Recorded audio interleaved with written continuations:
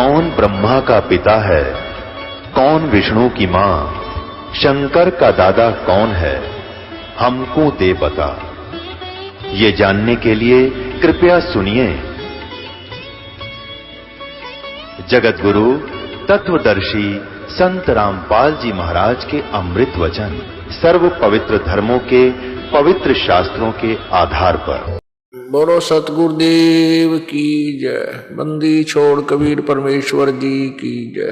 गरीबदास जी महाराज जी की जय। स्वामी रामदेवानंद जी गुरु महाराज जी की जय। सर्व संतों की जय, सर्व भक्तों की जय, धर्मी पुरुषों की जय, श्री काशी धाम की जय, श्री छुडानी धाम की जय, श्री करौथा धाम की जय, श्री बरवाला धाम की जय। सत साहिब गरीब नमो नमो सतपुरुष को नमस्कार। गुरु की नहीं सुर नर मुनि जन साधुआं संतों सर्वस्ती नहीं। सतगुरु साहेब संत सब डंडो तुम प्रणाम। आगे पीछे मध्य हुए तिनको जा कुर्बान। नराकार निर्विषम काल जाल वैभंजनम निर्लेपम निज निर्गुणम। अकल अनुबेशुंदुनम सोहम सुरति समाप्तम सकल समाना नीरत लय। उज्ज्वल हिरंबर हरदम अम्बे परवा अथाह वार पार नहीं मज्जतम। गरीब जो सुमर सिद्ध होई गणनायक गलताना। करो अनुग्रह सोई पारस पद परवाना। आदि गणेश मनाऊं गणनायक देवन देवा। चरण कमल लो लाऊं आदंत करूं सेवा। परम शक्ति संगीतम रिद्धि सिद्धिदाता सोई। अवगत गुण अतीतम सत्य पुरुष निर्मोही। जगदम्बा जगदीशम मंगल रूप मुरारी। तन मन अर्पों शीशम भक्ति मुक्ति भंडारी। सुर नर मुनि जन ध्यावे ब्रह्मा विष्णु महेशा। शेष सहस मुख गावे पूजै आदि गणेशा। इंद्र कुबेर सरीखा वरुण धर्म राय जावे। समर्थ जीवन जी का मन इच्छा फल पावे। 33 कोटि आधारा जावे सहस 88। उतरे बहु जल पारा कट है यम की फांसी। 33 कोटि आधारा जावे सहस 88। उतरे बहु जल पारा कट है यम की फांसी। कर जोरूं विनती करूं धरूं चरण पर शीश। गुरु जी राम देवानंद जी महाराज ने दियो नाम बख्शीश। कोटि कोटि सिजदा करूं कोटि कोटि प्रणाम। चरण कमल में राखियो मैं बंदी जाम गुलाम।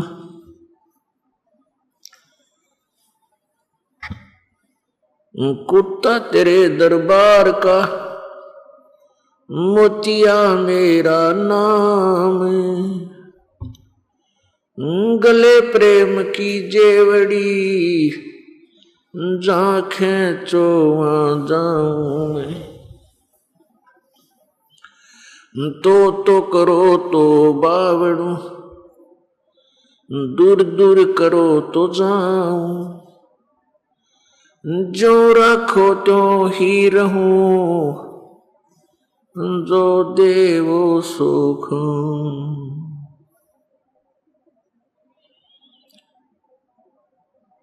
जय इब के सतगुरु मिले सब दुख आँखों रो।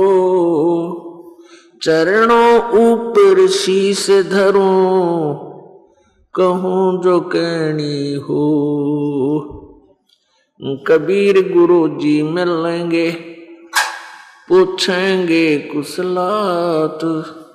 आद अंत की सब कहूँ अपने दिल की बात, गुरु जी तुम ना बोलियो चाहे लाख लोग मिल जाएं, हमसे तुमको बहुत है तुमसे हमको नहीं। कबीर तुमरे विसारे क्या बने, किसकी शरण में जाऊं, शिव ब्रंच मुनि नारद तिनके हृदय न समाऊं। अवगुण किए तो बहुत किए, करत न मानी हारे, बावे बंदा बख्श दियो बावे गर्दन उतार।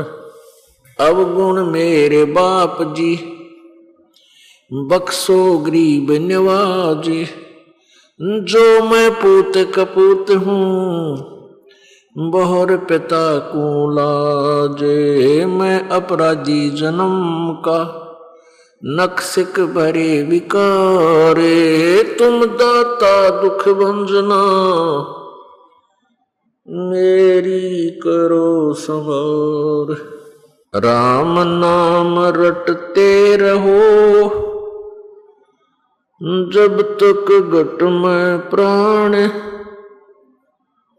कबहू तो दीन दयाल के बनक पड़ेगी कान। कबीर लूट सको तो लूटियो राम नाम की लूटी, पीछे फिर पछताओगे प्राण जहांगे छूट। नहीं भरोसा देह का विनस जावे छन माही, श्वास उश्वास में नाम जपो और यतन कछु नाही। कबीर श्वास उश्वास में नाम जपो व्यर्थ श्वास मत खो, न जाने इसे श्वास को आवण हो के न हो। परमपिता परमात्मा कबीर देव कबीर साहेब अल्लाहू अकबर जी की असीम कृपा से इस कलयुग के अंदर ऐसे शुभ समागम प्रारंभ हुआ करते हैं। वो आत्माएं बहुत ही पुण्य कर्मी प्राणी हैं जो इस सत्संग के अंदर पार्टिसिपेट करती हैं, जो इसमें पहुंच जाती हैं, भाग लेती हैं। बहुत ही पुण्य कर्मों से जन्म जन्मांतर के अच्छे शुभ कर्मों के परिणाम स्वरूप इस प्राणी को मानव शरीर प्राप्त होता है। मानव शरीर प्राप्त करके बहुत ही पुण्यकर्मी और प्राणी जो होते हैं, मानव शरीर में भी जो अत्यधिक पुण्यकर्मी प्राणी होते हैं, शुभ संस्कारी होते हैं, उनको सत्संग प्राप्त होता है।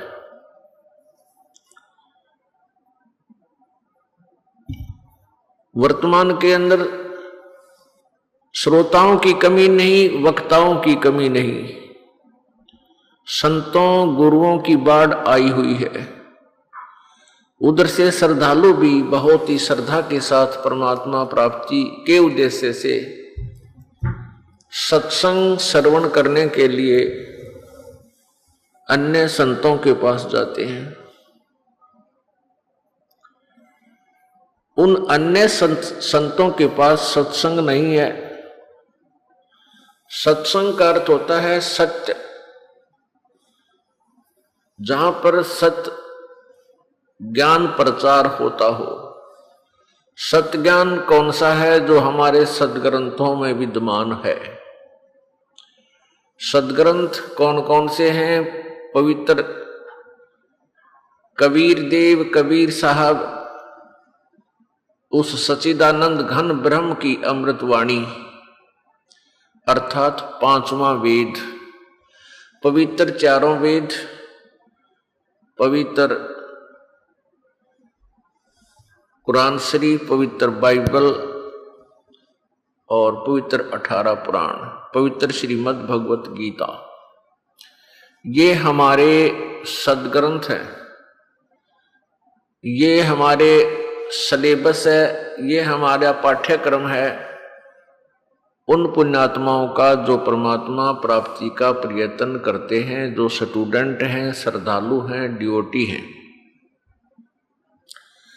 और जो टीचर सिलेबस से बाहर की बातें, बाहर का ज्ञान, बाहर की थ्योरी, सिद्धांत, मनमुखी कहानियां जो विद्यार्थियों को सुनाते और समझाते हैं, वो टीचर ठीक नहीं। वो विद्यार्थियों के भविष्य के नाशक हैं, वो गुरु पद के अधिकारी नहीं हैं।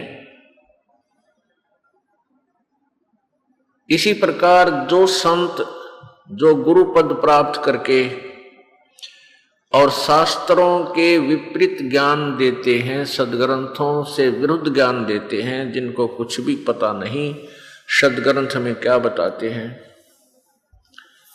वो संत ठीक नहीं, वो गुरु नहीं है, वो दुश्मन है इस मनुष्य जीवन के, शत्रु है इस अनमोल जीवन के। वो कीड़े हैं, जैसे फसल को कीड़ा खा जाता है, उसको नष्ट कर देता है।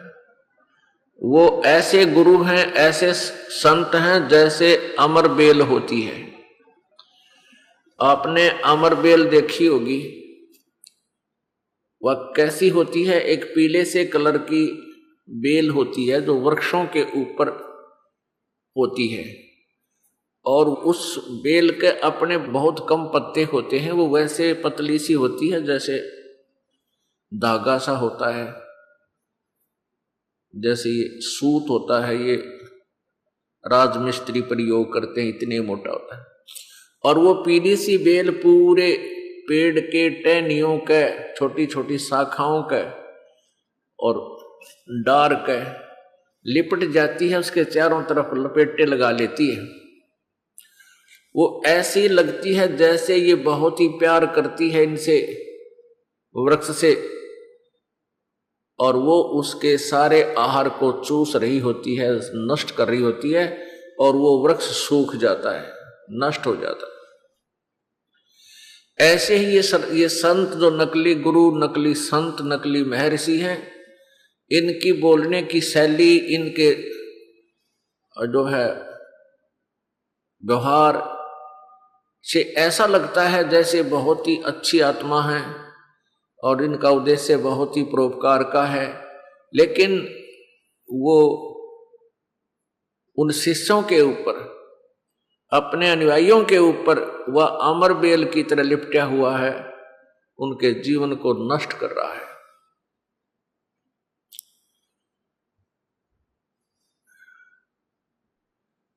ईसा मसीह जी ने कहा था कि जिन गुरुओं को तुम अच्छे मानते हो और जिनके पास तुम जाकर के अपना कल्याण चाहते हो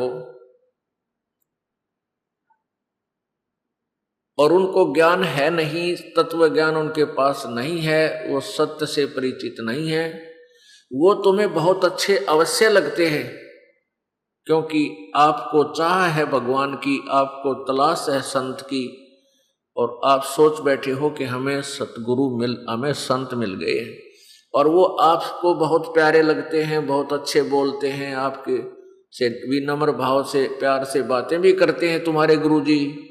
वो ऐसे हैं जैसे तुम्हें वो भेड़ दिखाई देते हैं, यानी बहुत शरीफ, बहुत ही अच्छी, लेकिन वो भेड़िए हैं जो तुम्हारे जीवन को खा रहे हैं। ऐसा ही जानो, वर्तमान के जितने भी संत हैं ये आपको अच्छे लगते हैं क्योंकि आप स्वयं अच्छे हो, आपके अंदर दोष नहीं है, तो आपको सामने वाला संत भी अच्छा ही नजर आता है। और आपको अध्यात्म ज्ञान है नहीं, आध्यात्मिक ज्ञान नहीं है, इसलिए आपको ये नहीं लग रहा कि ये संत गलत बोल रहा है, क्योंकि आप श्रद्धालु हैं, आप डिवोटी हैं। और स्टूडेंट अध्यापक की किसी भी थ्योरी में, किसी भी उसके ज्ञान में, उसकी कथा में स्टूडेंट यानी विद्यार्थी कोई शंका व्यक्त नहीं करते, क्योंकि विद्यार्थी यही सोच कर बैठे रहते हैं कि जो टीचर बता रहा है ये सत्य है, और उसको लिख लेते हैं, उसको रिमेंबर कर लेते हैं, घोट लेते हैं। ये स्वभाव होता है और होना भी चाहिए। लेकिन ये वर्तमान के संत और गुरु ये पूर्ण रूपेण सदग्रंथों से अपरिचित हैं। ये सिलेबस ना समझा करके दंत कथा आपको सुना रहे हैं, इसलिए उनके पास सत्संग नहीं है। वो कहते सत्संग ही हैं और बोर्ड भी सत्संग का ही लगाते हैं, सत्संग सथल वो लिखते हैं, और सतगुरु अपने उपाधि भी लिखते हैं, लेकिन वो ना सतगुरु हैं, न ही उनके पास वो सत्संग है। इसलिए ये दास आपको ये समझाना चाहता है कि सत्संग और सतगुरु के बिना जीव का उद्धार नहीं हो सकता। अब देखिएगा, जिनको हम संत मानते हैं और जो सत्संग करते हैं और करते थे, उनका सत्संग दिखाते हैं आपको। ये देखिएगा, एक पुस्तक है सारवचन राधा स्वामी नसर यानी वार्तिक।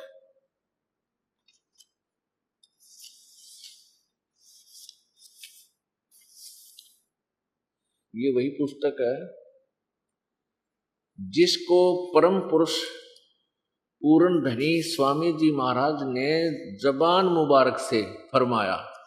यानी स्वामी जी महाराज यानी शिवदयाल जी महाराज, जो कि फाउंडर ऑफ राधा स्वामी पंथ यानी राधा स्वामी पंथ के प्रवर्तक हैं, उनके वचन हैं, सो सत्संगों में सुनाया करते थे। और जो बाई इज्जत राधा स्वामी ट्रस्ट द्वारा छपाई गई है।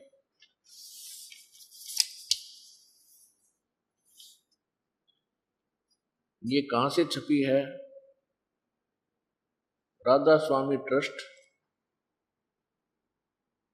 राधा स्वामी आगरा, राधा स्वामी ट्रस्ट दयाल या आगरा से। यहां देखो, ये नीचे है, मुद्रक है दी कॉरपोरेशन प्रेस, कोरोनेशन प्रेस, छिल्ली ईंट रोड, आगरा। फोन नंबर ये।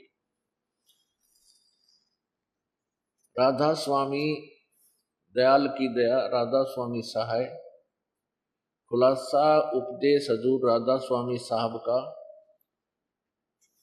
अब इसने जो बोला है सत्संग में, जो सत्संग किया है इस महापुरुष ने, शिवदयाल जी ने, वो यहां से शुरू होता है। यह जगत नासवान, यह जगत नासमान है और सब असबाब भी इसका नासमान है। यहां से शुरू, ये दफा एक, दफा एक। फिर इस दफा एक में क्या लिखा है? सिर्फ काम इतना है कि इंसान यानी मनुष्य अपनी सुरत यानी रूह को उसके खजाने निकास यानी मुकाम सतनाम, यहाँ मुकाम सतनाम, सतनाम को स्थान बताया है, और राधा स्वामी को भी मुकाम यानी सतनाम बताया है, मैं पहुंचावे। बस आगे देखो। अब दफा नंबर 3। जितने आचार्य और महात्मा और अवतार और पैगंबर हर एक मजहब में हुए, वे सब अपने अभ्यास के जोर से अंतर में तरफ। ये प्रश्न नंबर 3 पर, 2 और 3 पर पढ़ा आपने। ये 2 है इसका भाग 1 का, और ये 4 पे सारवचन राधा स्वामी वार्तिक। ये 4 पृष्ठ पे है और तीसरा वचन चल रहा है। मुकाम असली पर चले, पर सब के सब घर धूर स्थान तक नहीं पहुंचे। सो बहुत से मंजिल पहली पर, यानी मंजिल माने स्थान, इन्हीं के द्वारा। मंजिल माने एक का अर्थ यहां किया स्थान, स्थान। जैसे यहां इन्होंने इस मंजिल का अर्थ स्थान किया है। जो बहुत से मंजिल पहली पर और कोई मंजिल दूसरी पर और कोई बिरले साध और प्रेमी मंजिल तीसरी तक पहुंचे। सिर्फ संत मंजिल पांचवी यानी सतनाम, यानी मंजिल माने स्थान, पांचवें स्थान सतनाम यानी सतनाम पर और कोई बिरले संत मंजिल यानी आठवें यानी राधा स्वामी, आठवें स्थान राधा स्वामी पद तक पहुंचे। राधा स्वामी पद भी स्थान है, मंजिल माने स्थान, पहुंचे। इसी स्थान से यानी आप से होगा यहां भी, इस मंजिल से, इस स्थान से आदि में सूरत का तंजुल यानी उतार हुआ है। अब प्रश्न नंबर 5 और वचन नंबर 4। अब समझना चाहिए कि राधा स्वामी पद यानी राधा स्वामी कहो चाहिए, राधा स्वामी स्थान सबसे ऊंचा मुकाम है। मुकाम माने स्थान है। राधा स्वामी पद सबसे ऊंचा मुकाम है, सबसे ऊंचा स्थान है। और यही नाम कुल मालिक और सच्चे साहब और सच्चे खुदा का है। राधा स्वामी स्थान भी है, राधा स्वामी खुदा का नाम है। ठीक, आगे। और इस मुकाम से 2 स्थान नीचे, यानी इस राधा स्वामी स्थान से 2 स्थान नीचे सतनाम का मुकाम है। सतनाम वहां स्थान बता रहे थे, अब स्थान का स्थान है। इस सतनाम को स्थान कहो इन्हीं के सिद्धांत से। ये देखो इस पृष्ठ पे, दूसरे पे भी नहीं, इस 4 पृष्ठ पे ही ये क्या कह रहे हैं, मंजिल 5वीं यानी स्थान सनातन सतनाम पर क्या है कि और प्रेमी मंजिल बिरले साधक और प्रेमी मंजिल तीसरी तक पहुंचे। सिर्फ संत मंजिल 5वीं यानी सतनाम पर। अब सतनाम माने न मंजिल का अर्थ स्थान, इन्हीं के शब्दों में। तो ये इस सतनाम 5वें मंजिल कहो चाहे स्थान कहो, 5वें स्थान पर। और ये क्या कहते हैं यहाँ पर, और ये राधा स्वामी मंजिल यानी मंजिल 8वें स्थान राधा स्वामी पद। तो यहाँ क्या कह रहे हैं कि अब समझना चाहिए कि राधा स्वामी पद, राधा स्वामी स्थान सबसे ऊंचा स्थान है। स्थान सबसे ऊंचा स्थान है। राधा स्वामी पद यानी राधा स्वामी स्थान सबसे ऊंचा स्थान है। यानी फिर यही नाम कुल मालिक और सच्चे साहिब और सच्चे खुदा का है। यानी ये राधा स्वामी को स्थान भी है यो और नाम भी है सच्चे भगवान का और सच्चे खुदा। और इस मुकाम से यानी स्थान से 2 स्थान नीचे सतनाम का स्थान है। अरे थारा गजब। अब सतनाम खुद स्थान है, फिर इसका क्या स्थान होता। अब धरती की धरती, अब पृथ्वी एक स्थान है और पृथ्वी का फिर स्थान क्या होगा, पृथ्वी पर पृथ्वी। यानी इसी प्रकार कहते हैं मुकाम सतनाम का स्थान है। जब स्थान ही है, एक प्लाट है, उस प्लाट का के प्लाट होता। तो पुण्यात्माओं आगे देखो और फिर आगे तोड़ पड़ रखे इसमें 4 में। अब समझना चाहिए कि राधा स्वामी पद सबसे ऊंचा मुकाम है। यह स्थान कह रहे हैं और फिर कहते यही नाम कुल मालिक और सच्चे साहेब और सच्चे खुदा का है। इस राधा स्वामी स्थान से 2 स्थान नीचे सतनाम का स्थान है। यानी सतनाम का स्थान, यह सतनाम को स्थान भी कह रहे हैं, फिर स्थान का स्थान है। और इस सतनाम को आगे क्या क्या बोला है। अब सतनाम का स्थान क्या हो गया, अब खुद यहां सतनाम को पहले 4 पे सतनाम को सथान बता रहे हैं। सिर्फ संत मंजिल यानी स्थान, ये मंजिल का अर्थ इन्होंने यहां स्वयं स्थान किया है। मंजिल माने स्थान, तो इसका अर्थ है मंजिल माने स्थान यानी मंजिल सिर्फ संत मंजिल 5वीं यानी सतनाम यानी 5वें स्थान।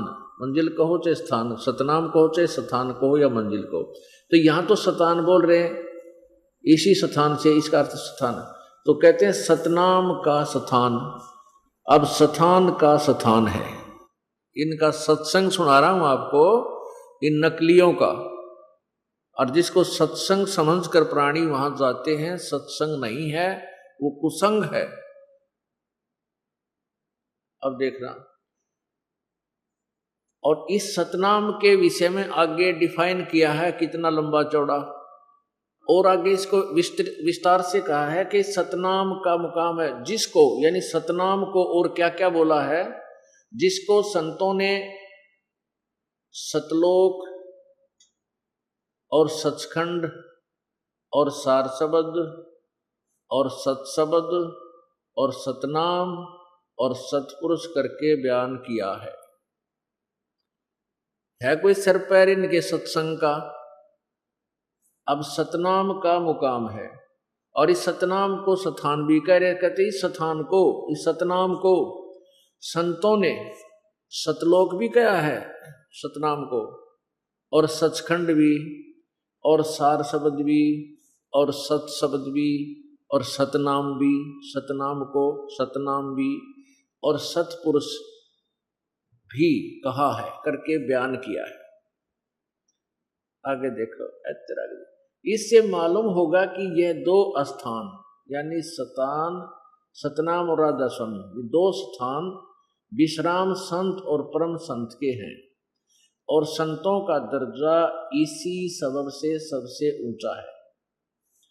इन स्थानों पर माया नहीं है और मन भी नहीं है, और ये स्थान कुल नीचे की स्थानों और तमाम रचना के मुहित हैं, यानी सब रचना इनके नीचे और इनके घेरे में है। राधा स्वामी पद को अकय और अनाम भी कहते हैं। राधा स्वामी स्थान को अकय लोक और अनाम लोक भी कहते हैं, क्योंकि यही पद अपार अनंत और अनादि है, और बाकी के सब मुकाम इसी से प्रगट यानी पैदा हुए हैं राधा स्वामी तय। और यह सच्चा लामकान, जिसको स्थान भी नहीं कह सकते, इसी को कहते हैं। अरे वाह, सच्चा लामकान। लामकान माने जैसे लाजवाब, जिसका कोई जवाब ना हो, इब कहते हैं ये इसको स्थान भी नहीं कह सकते, सच्चा स्थान भी नहीं कह सकते, यह सच्चा लामकान।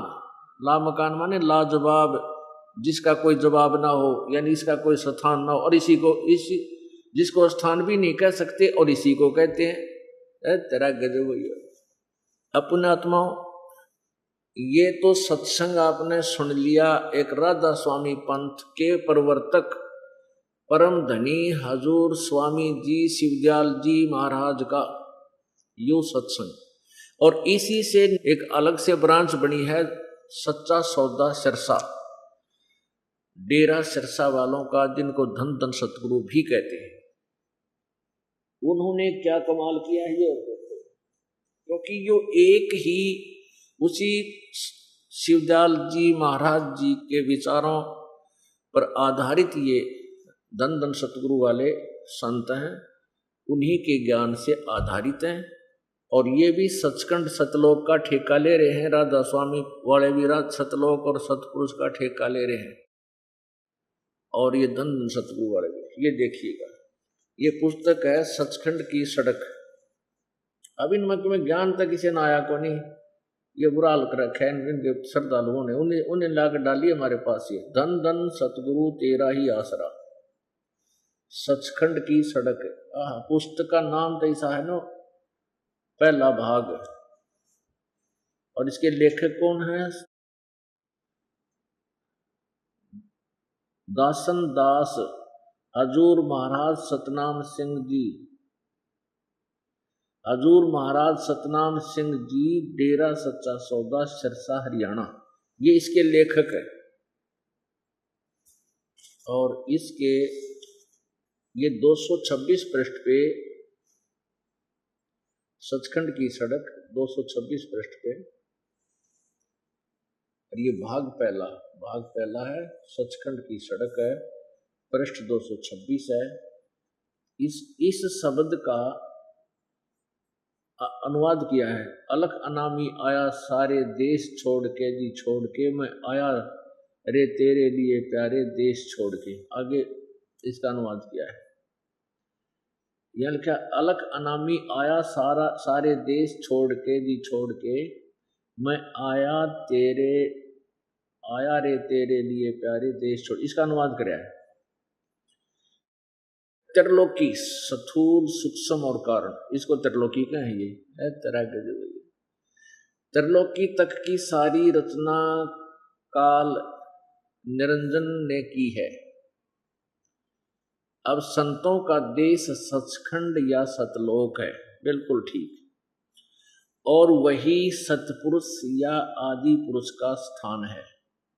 अब ये लोग हैं कि ये सतलोक जो है, सचखंड है, ये सतपुरुष या आदि पुरुष का स्थान है, सबसे पहले वाले भगवान का। वह अजर अमर अविनाशी और सदा एक रस है। ये सचखंड के बारे में बोल रहे हैं, सतलोक के बारे में। वहाँ चेतनता ही चेतनता है, प्रकाश ही प्रकाश है, और कुछ नहीं है, केवल प्रकाश ही प्रकाश है। और नीचे पिंड तक की कुल रचना का आदि और अंत वही है। ये सतलोक के बारे में चल रही है सारी कहानी। और उसी को, यानी सतलोक को, उसी को सतनाम, सत शब्द और सार शब्द कहा जाता है। ये है इनका सत्संग। इन कह का बिना मेरा इन दोनों पंथों के प्रवर्तकों को, ये सतनाम जी महाराज जो है, ये श्री बलोचिस्तानी सामस्ताना जी के सीधे दूसरे उत्तराधिकारी हैं। और सतनाम सिंह जी द्वारा ये वचन है, और ये वचन वही है राधा स्वामी पंथ के प्रवर्तक श्री शिवदयाल जी महाराज के वचन है। अब देखिए, ये तो आपने आगरा से प्रकाशित पढ़ा। अब देखो इसमें व्यास से प्रकाशित सार वचन राधा स्वामी वार्तिक हजूर स्वामी जी महाराज राधा स्वामी सत्संग व्यास से। प्रकाशक है जगदीश चंद्र सेठी, सेक्रेटरी, राधा स्वामी सत्संग व्यास, डेरा बाबा जयमल सिंह, पंजाब। और ये कहाँ से प्रकाशित है? पहला संस्करण 1961 में, और 16वां 2003 में। मुद्रक है लक्ष्मी ऑफसेट प्रिंटर, दिल्ली। इसमें भूमिका में लिखा है कि सार वचन राधा स्वामी वार्तिक हजूर स्वामी जी महाराज के वचनों का संग्रह है। ये वचन सत्संगों तथा अन्य चर्चाओं के दौरान सत्संगियों ने नोट किए थे। स्वामी जी महाराज के परम धाम सिधारने के कुछ वर्ष बाद इनका संग्रह करके पुस्तक रूप में छपवाया गया। सन 1902 में बाबा जयमल सिंह जी महाराज ने सार वचन राधा स्वामी वार्तिक को पहली बार गुरमुखी लिपि में छपवाया, पंजाबी में। प्रस्तुत पुस्तक उसी प्रथम गुरमुखी संस्करण के अनुसार है, और अब इसका हिंदी संस्करण प्रकाशित किया जा रहा है। अब ये जो आपने देखा, ये जो हिंदी में आपको सुनाया जा रहा है, पढ़ाया जा रहा है, ये 1961 में तो पहली बार छपा, और 1902 में पंजाबी में छप चुका था, और 1902 से इसको पढ़ते हुए आ रहे हैं, यानी 108 वर्ष से। और आज तक किसी श्रद्धालु ने, क्योंकि श्रद्धालु तो स्टूडेंट हैं और वो टीचर की व्याख्या पर टिप्पणी नहीं कर सकते, उनकी इतनी बुद्धि नहीं होती। और ये जो टीचर थे ये थे ज्ञान नेत्रहीन, इनका तो मोतियाबिंद हो रहा था ज्ञान का। और ये दिखाई जैसे किसी के मोतियाबिंद हो जाता है, उसकी आंखें तो स्वस्थ दिखाई देती हैं लेकिन उसको दिखता कुछ नहीं। ऐसे ही ये संत नजर आते थे, संत लगते थे, ये राधा स्वामी पंथ के प्रवर्तक और धन धन सतगुरु सच्चा सौदा के पंथ के प्रवर्तक, लेकिन ये ज्ञान नेत्रहीन थे, इनका मोतियाबिंद हुआ था, इसलिए इनके पास सत्संग नहीं था। ये कुसंगत से भर दिया सारे श्रद्धालुओं को। अब पुण्यात्मा देखो, अनजान भोली आत्मा यूं कहते हैं कि रामपाल तो अन्य संतों की क्रिटिसाइज करता है, आलोचना करता है। आलोचना वो होती है जो किसी के बारे में बकवाद करे, झूठी कपट कहानी बनाकर तथ्यहीन व्याख्या जो करता है वो आलोचना होती है। और उन्होंने जो लिखा है उन परम धनियों ने, उनके संतों ने, और उसको पढ़ के सुनाना और फिर उसके ऊपर निष्कर्ष निकालना आलोचना नहीं, ये परोपकार का काम है। क्योंकि राधा स्वामी पंथ पूर्ण रूपे कबीर परमेश्वर जी की वाणी को लेकर चला है। उन्होंने एक शब्द मिल गया, करने नो दीदार महल में प्यारा है, और वो एक हल्दी की गांठ लेकर के पंसारी बन गई। ये कबीर साहब के ये तत्व ज्ञान से परिचित नहीं थे। अपनात्मा, अब कबीर साहब की वाणी, सदग्रंथ, पवित्र वेद, पवित्र गीता जी, पवित्र गुरु ग्रंथ साहिब, उनको साथ साथ दोनों को, यानी इन नकलियों गुरुओं की व्याख्या, इनका अपना सिद्धांत, और सदग्रंथ यानी पाठ्यक्रम की पुस्तकों में, वो सदग्रंथों में लिखे लेखों को, दोनों को तुलनात्मक तरीके से आपके समक्ष रूबरू किया जा रहा है। तो नकली और असली को आमने सामने देखकर ही पहचाना जा सकता है। तो जैसे सरकार ने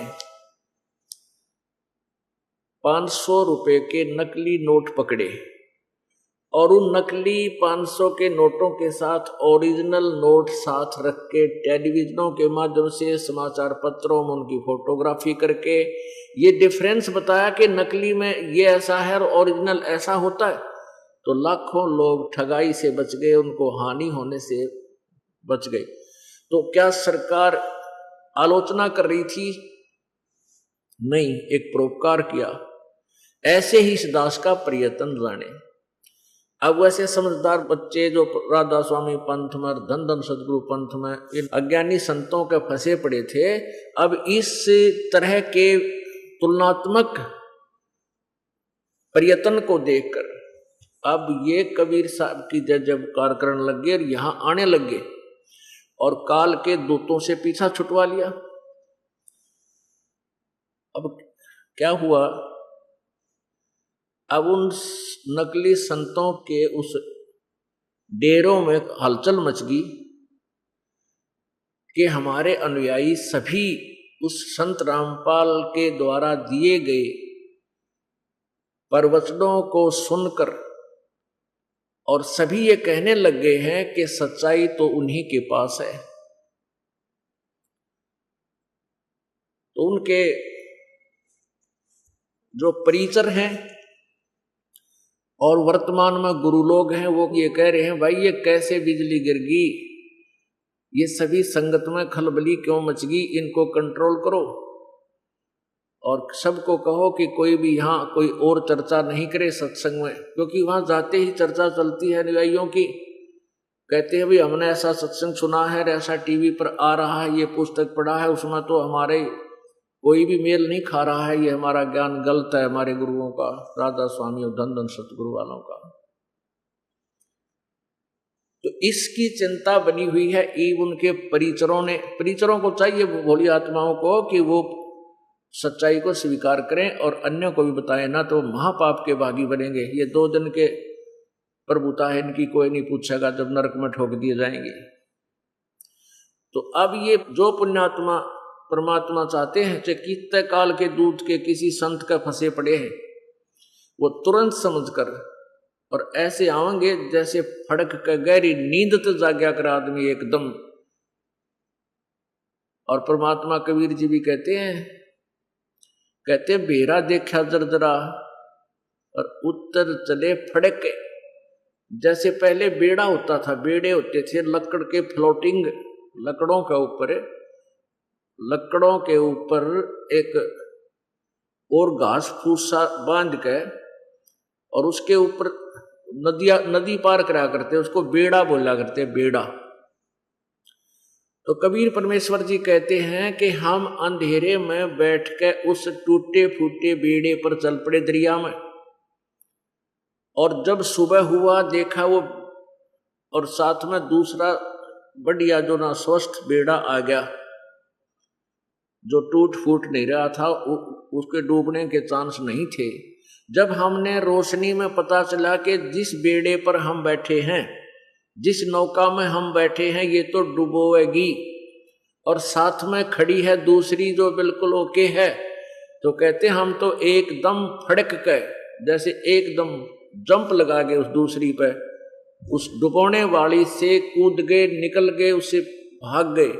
तो कहते हैं जो पुण्यात्मा होंगी इस ज्ञान को सुनकर एकदम फड़क के और यहाँ आवेंगी। फड़क का माने एकदम सपीडते बगैर किसी विचार विमर्श के।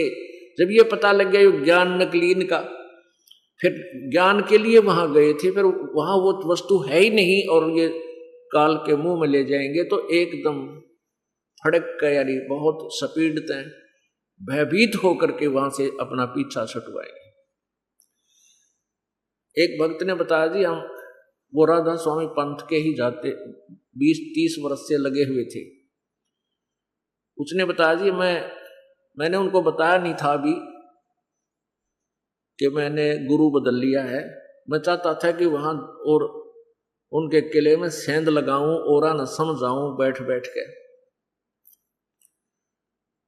ऐसा मैंने किया, पुस्तक आपकी दी इस उद्देश्य से कि भी देखो ये ज्ञान कैसा है, हमारे गुरु जी का ज्ञान कैसा है, निर्णय करो, तुम स्वयं पढ़े लिखे शिक्षित हो।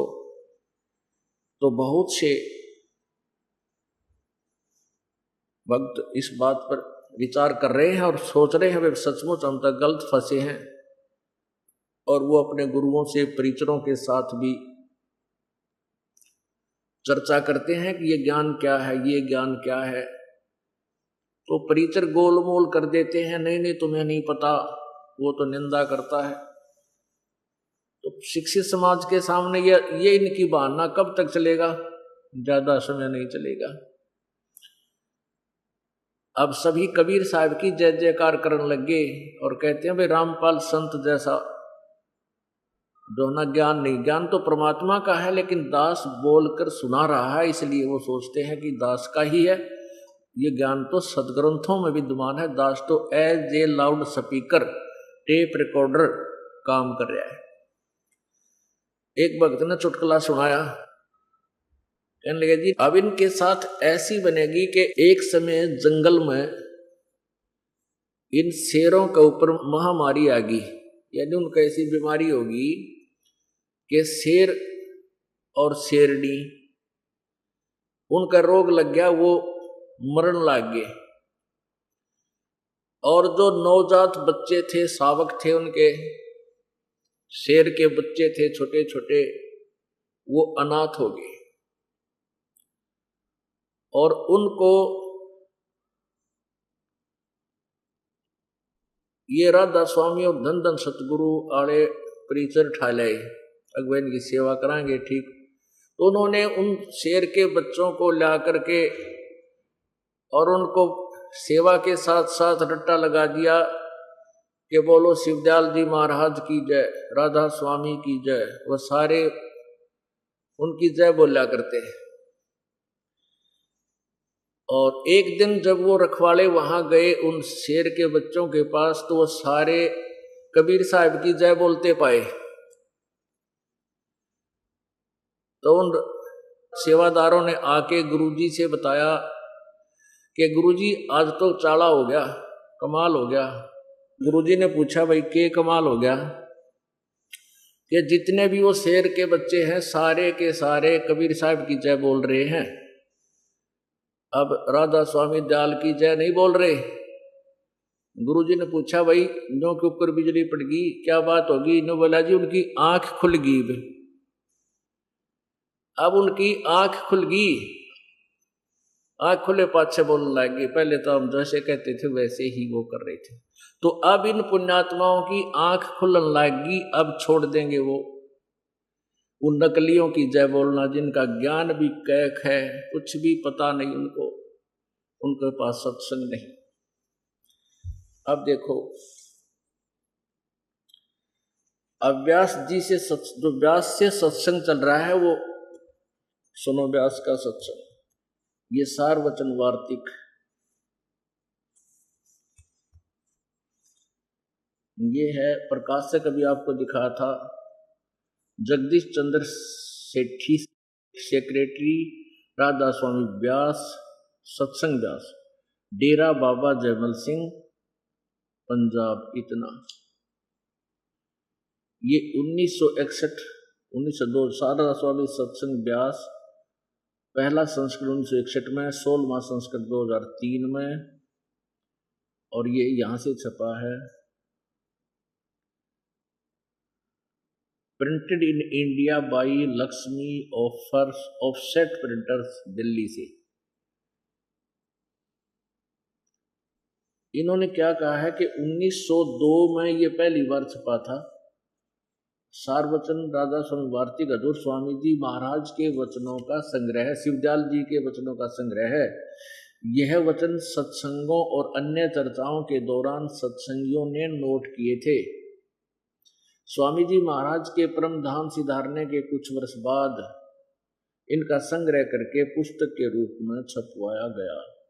सन 1902 में बाबा जयमल सिंह जी ने सारवचन राधा स्वामी वार्तिक को पहली बार गुरुमुखी लिपि में छपवाया था, यानी 1902 से पढ़ी जा रही है। 108 वर्ष से इस अड़ंगे ने पढ़ते आ रही है बड़ी आत्माएं। अब किसके थे ये वचन? नीचे देखो इसी के भूमिका में।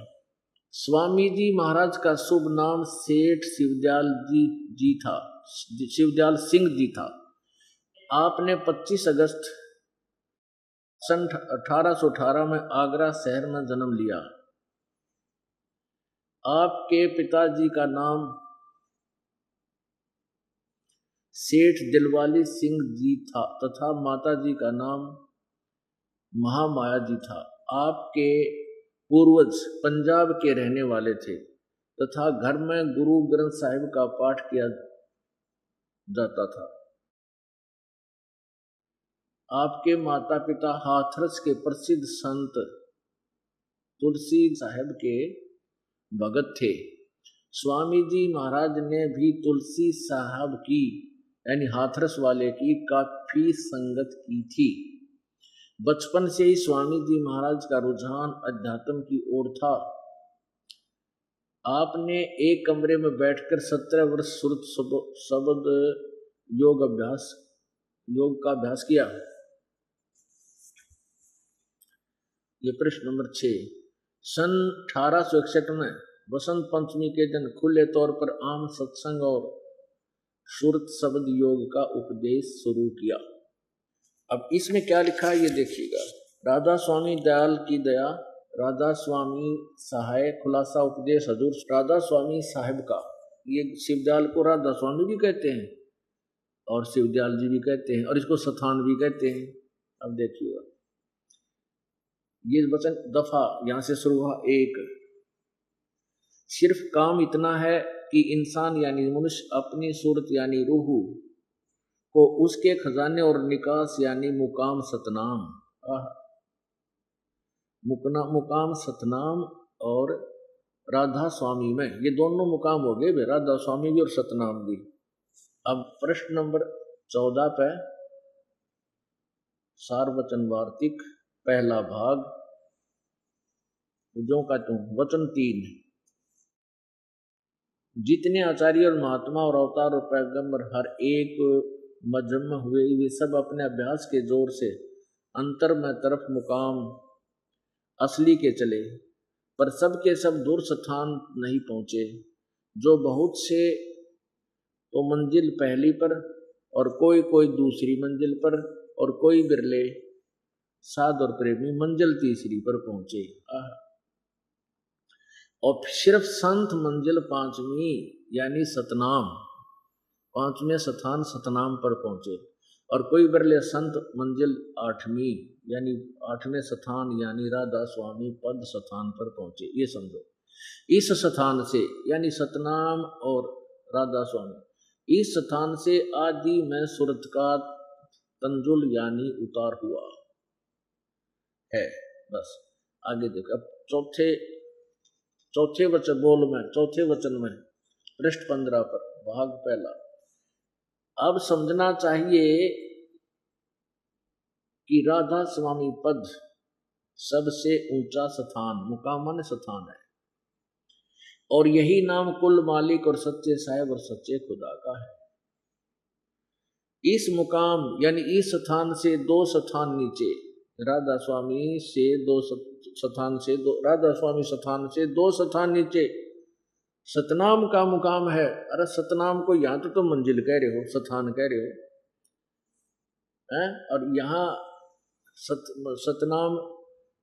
सतनाम का स्थान है, स्थान का स्थान है। ठीक है, इसको जिसको यानी सतनाम पर गाटा जोड़ा बना इन आगे, जिसको संतों ने सतलोक, सतनाम को सतलोक, सचखंड और सारसबद और सतसबद और सतनाम और सतपुरुष करके बयान किया है।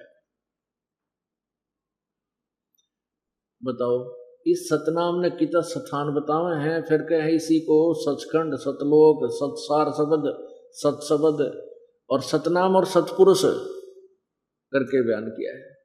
इससे मालूम होगा कि यह दो स्थान, ये सतनाम और राधा स्वामी स्थान, ये विश्राम, दो स्थान विश्राम संत और परम संत के हैं, और संतों का दर्जा इसी सबब से सबसे ऊंचा है।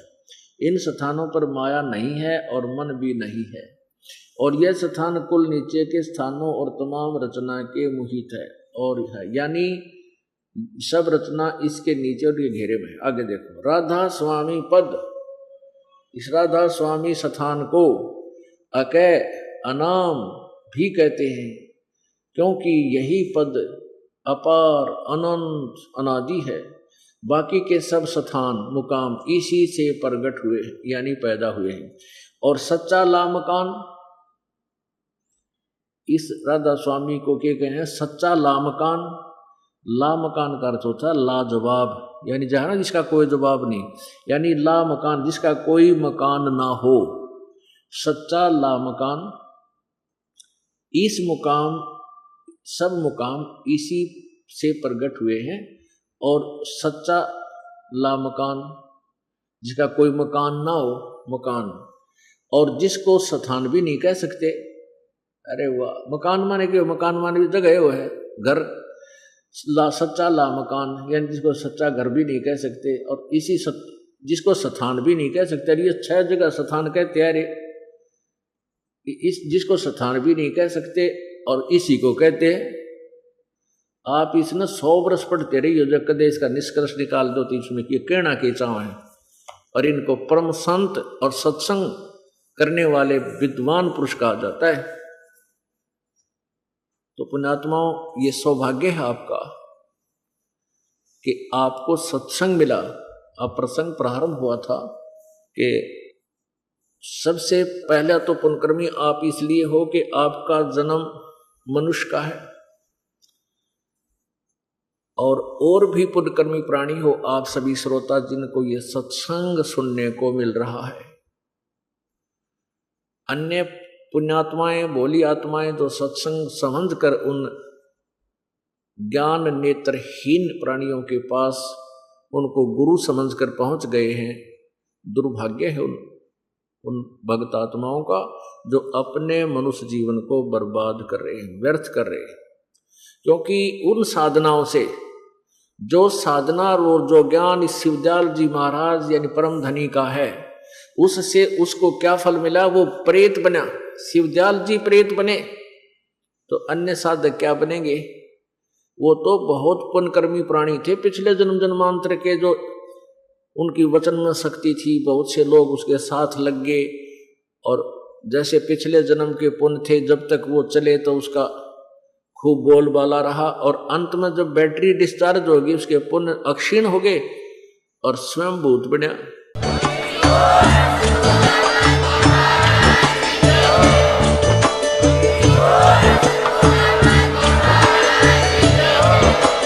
आप सुन रहे थे जगत गुरु तत्वदर्शी संत रामपाल जी महाराज जी के मंगल प्रवचन। अधिक जानकारी के लिए विजिट कीजिए हमारी वेबसाइट www.jagatgururampalji.org। संत रामपाल जी महाराज जी के शुभ आशीर्वाद से पूरे विश्व भर में 500 से भी ज्यादा नाम दीक्षा केंद्र हैं, जिन पर संत रामपाल जी महाराज जी द्वारा ऑनलाइन निशुल्क नाम दीक्षा दी जा रही है। अपने नजदीकी नाम दीक्षा केंद्र का पता करने के लिए संपर्क करें 8222880541।